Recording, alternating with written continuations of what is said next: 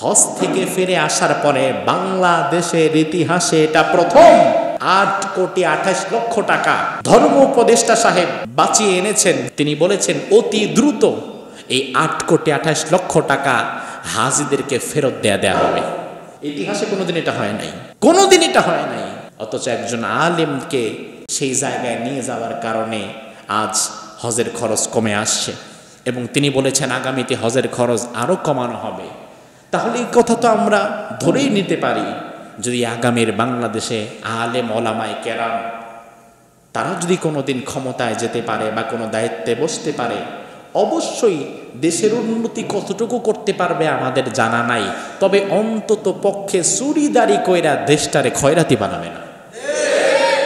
সরকারি অফিসে চাকরি করা বা সরকারি দায়িত্ব পালন করা তো দোষের কিছু না, দোষের কিছু সরকারি কোনো একজন অফিসে যদি একজন কর্মকর্তা কাজ করে, এটা কি দোষের কিছু না।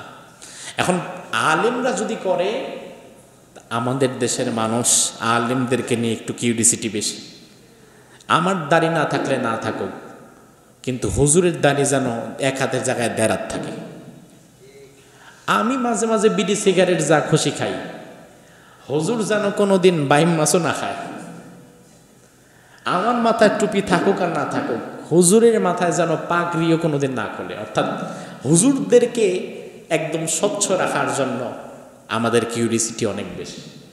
তবে এতটুকু আপনাদেরকে আমি কথা দিতে পারি, আলেমরা যদি কোনো সরকারি অফিস আদালতের দায়িত্ব পালন করে, একজন আম মানুষের দ্বারা অপরাধ প্রবণতা যতটুকু প্রকাশ পাবে, একজন আলেমের দ্বারা তার চেয়ে অনেক কম পাবে। একজন আলেম ধোয়া তুলসী পাতা ফেরেশতা, বিষয়টা এমন না। তবে ইন্নামা ইয়াখশাল্লাহা মিন ইবাদিহিল উলামা, আল্লাহ তাআলা নিজে বলছেন আল্লাহকে সবচেয়ে বেশি ভয় যারা করে এদের মধ্যে প্রথম সারিতে থাকবে আলেমেরা। অন্তত পক্ষে ভাই আমার জানা আছে তো, আল্লাহর ক্ষমতা সম্পর্কে তো আমি জানি। এজন্য হ্যাঁ, শয়তান ধোঁকা দিবে, অপরাধ করে ফেলবো, তবে অপরাধ যতটুকু করি না কেন, অন্তত বাংলাদেশের রিজার্ভ ফান্ড চুরি কইরা কানাডার বেগম পাড়ায় কোনো আলেম এখনো পর্যন্ত বাড়ি বানাইছে, তার কোনো খবর পাইছেন না। এই যে আমাদের বাংলাদেশের ইতিহাসে কোনোদিন কোনো ধর্মমন্ত্রী আলেম হয়েছে এমন আমি জানি না। আমাদের বর্তমান ধর্ম উপদেষ্টা আফম খালিদ হাসান, উনি ছাড়া বাংলাদেশের ইতিহাসে যাদেরকে ধর্মমন্ত্রী বানানো হয়েছে এগুলা এমন পর্যায়ের জাহেল মূর্খ। এজন্য আমি অনেক জায়গায় বলেছি, বিগত দিনে ধর্মমন্ত্রী যারা ছিল, ঘোড়ার ডিমের সাথে, ঘোড়ার ডিম আমরা কথায় কথায় বলি না, ঘোড়ার ডিম, আসলে ঘোড়া তো জীবনে ডিম পারে না, ঘোড়ার আবার ডিম হবে কেমনি? ঘোড়ার ডিমের সাথে যেমন আসল ঘোড়ার কোনো সম্পর্ক নাই, বাংলাদেশের বিগত দিনের ধর্মমন্ত্রীদের সাথে ধর্মেরও আসলে তেমন কোনো সম্পর্কই নেই। এই পাগলগুলো ধর্ম জানেই না, এগুলোর ধর্মমন্ত্রী বানিয়েছে। আর বর্তমান যিনি ধর্ম উপদেষ্টা আছেন, আলহামদুলিল্লাহ তিনি অনেক বড় আলেম, বিদগ্ধ আলেম, তিনি আমার খুব সুপরিচিত। চট্টগ্রাম কক্সবাজারে আমরা একসাথে অনেক মাহফিল করেছি একসাথে। তো আলহামদুলিল্লাহ দেখেন, আলেমদেরকে ক্ষমতায় যাওয়া বা দায়িত্ব পালন করলে জাতির লাভ কি? আমরা দেখলাম এই বছর যারা হজ করেছে, হজ থেকে ফিরে আসার পরে বাংলাদেশের ইতিহাসে এটা প্রথম 8 কোটি কত লাখ টাকা জানো? হ্যাঁ, 28 লাখ, 8,28,00,000 টাকা ধর্ম উপদেষ্টা সাহেব বাঁচিয়ে এনেছেন। যে হোটেল ভাড়াতে এবার এটা খরচ কম হয়েছে, তিনি বলেছেন অতি দ্রুত এই 8,28,00,000 টাকা হাজিদেরকে ফেরত দেয়া হবে। ইতিহাসে কোনোদিন এটা হয় নাই, কোনোদিন এটা হয় নাই।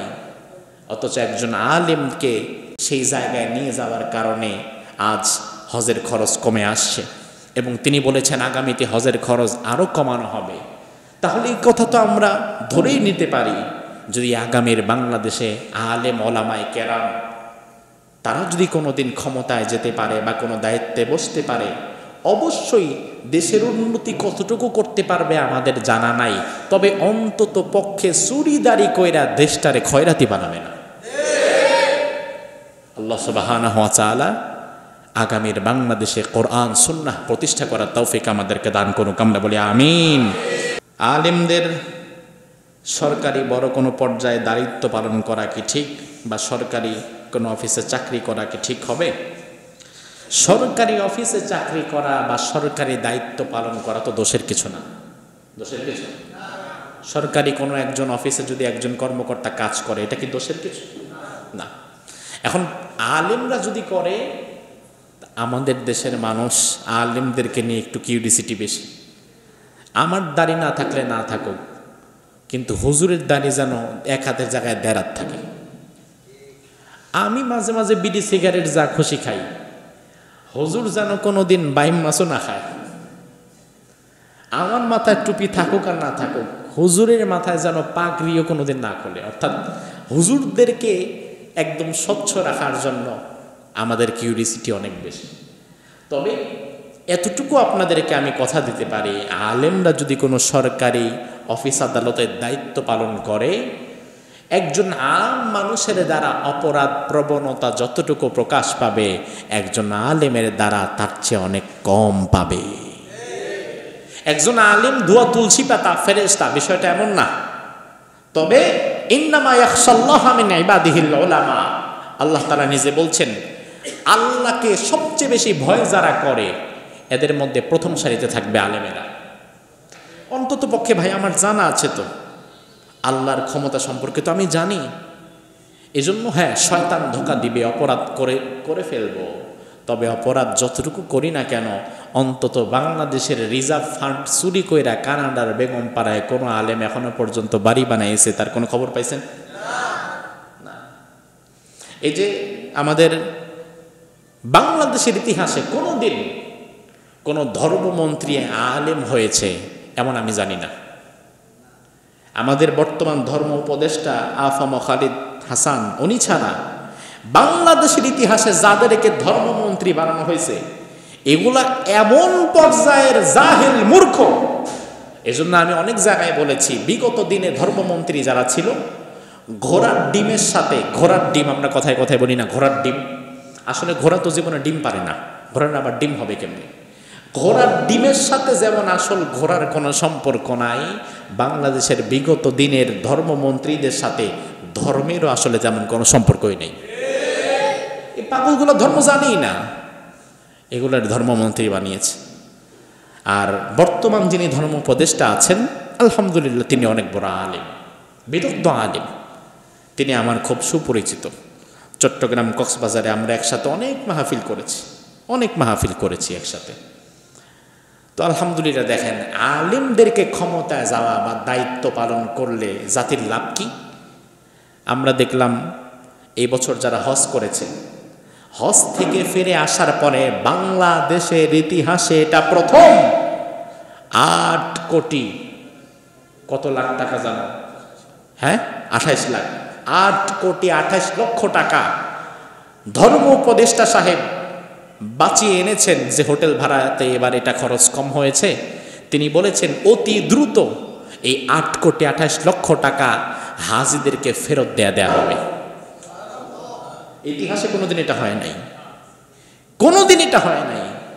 অথচ একজন আলেমকে সেই জায়গায় নিয়ে যাওয়ার কারণে আজ হজের খরচ কমে আসছে, এবং তিনি বলেছেন আগামীতে হজের খরচ আরো কমানো হবে। তাহলে এই কথা তো আমরা ধরেই নিতে পারি, যদি আগামীর বাংলাদেশে আলেম ওলামায়ে কেরাম তারা যদি কোনোদিন ক্ষমতায় যেতে পারে বা কোনো দায়িত্বে বসতে পারে, অবশ্যই দেশের উন্নতি কতটুকু করতে পারবে আমাদের জানা নাই, তবে অন্তত পক্ষে চুরিদারি কইরা দেশটারে খয়রাতি বানাবে না।